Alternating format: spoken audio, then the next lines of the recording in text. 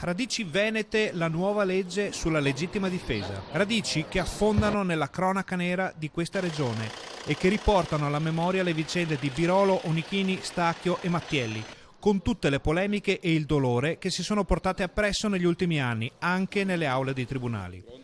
In queste radici scorre anche una linfa politica, che pure prende forza dal Veneto e dai suoi politici. Ne sa qualcosa il senatore padovano Andrea Ostellari, relatore della riforma della legittima difesa e presidente della Commissione Giustizia del Senato.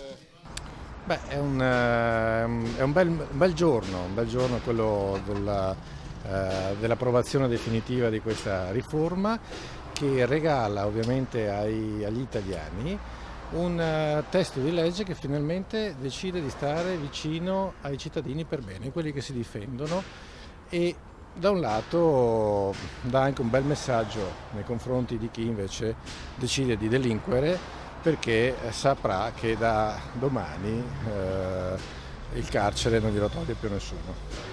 Apre scenari ovviamente di tutela maggiore nei confronti di tutti quei cittadini che si difendono da aggressioni ingiuste, illegittime e violente all'interno delle proprie abitazioni. Restano e rimarranno di certo anche in futuro, data la portata del provvedimento, le molte reazioni negative nel mondo della politica e della società alla legge appena varata.